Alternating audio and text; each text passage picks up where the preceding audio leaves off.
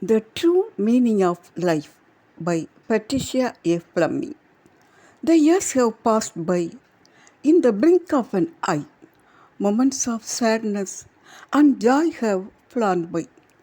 People I loved have come and have gone. But the world never stopped and we all carried on. Life was not easy and the struggles were there, filled with times that it mattered, times I just did not care. I stood on my own and I still found my way through some nights filled with tears and the dawn of new days. And now, with old age, it has become very clear things I once found important were not why I was here. And how many things that I managed to buy were never what made me feel better inside, and the worries and fears that plagued me each day in the end of it all would just fade away. But how much I reached out to others when needed would be the true measure of how I succeeded, and how much I shared of my soul and my heart would ultimately be what set me apart. And what is really important is my opinion of me, and whether or not I am the best I can be, and how much more kindness and love I can show before the Lord tells me it's my time to go. Beautiful when you can love and appreciate yourself. You can more easily share that with others and help create a more loving world. வாழ்க்கையின் உண்மை பொருள்.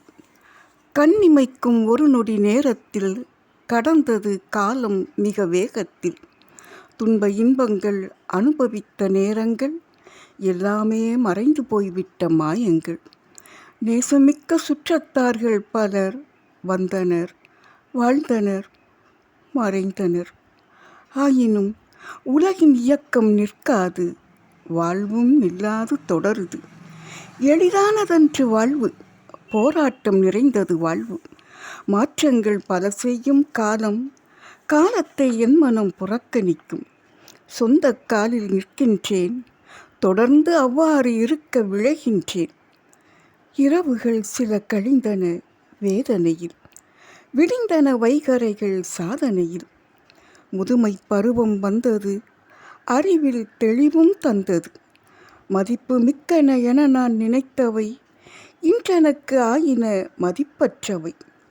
பொருள்கள் பல எனக்கு சொந்தம், பொருள்களா வாழ்வின் பொருள்? நிச்சயமாயில்லை என்பதோர் தெளிவு வந்தது என் அகத்தில். பொருள்கள் பல எனக்கு சொந்தம், பொருள்களா வாழ்வின் பொருள்? நிச்சயமாயில்லை என்பதோர் தெளிவு வந்தது என் அகத்தில். அவலங்கள் அச்சங்கள் தாக்கின, கொள்ளை நோயென என்னை கொன்றன. அனுபவங்கள் பல வந்து சென்றன, ஆசைகள் அவலங்கள் மறைந்தன. வாழ்வின் பொருள் யாது என்பது எந்தன் சிற்றறிவிற்கு எட்டியது. சக மனிதர்கட்கு உற்றுளி உதவுதலே வாழ்வின் நோக்கமாம். சக மனிதர்கட்கு உற்றுளி உதவுதலே வாழ்வின் நோக்கமாம். ஆத்மார்த்தமாக நம் இதயத்து நேசத்தை பகிர்தல் மகத்தானது. இதுவே வாழ்வின் பொருள் என உணர்வோம், அன்பே வடிவமாய் வாழ்வோம். ஆத்மார்த்தமாக நம் இதயத்து நேசத்தை பகிர்தல் மகத்தானது. இதுவே வாழ்வின் பொருள் என உணர்வோம், அன்பே வடிவமாய் வாழ்வோம். உண்மையில் முக்கியமானது பற்றி எனது கருத்தினை கூறிட முந்தும் என் மனது. பிறர்க்கு அது எப்படியோ தெரியாது, ஆனால் வாழ்வின் பொருள் அன்பு என்பது நிச்சயமானது. வாழ்வின் பொருள் அன்பு என்பது நிச்சயமானது. விடைபெறும் காலம் வந்து கொண்டுள்ளது.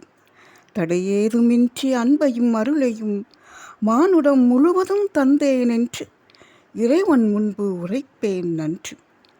அன்பு செய்யும் இடத்து அழகாய் இருக்கிறாய், உன்னை நீயே புகழ்ந்திடு பிழையில்லை.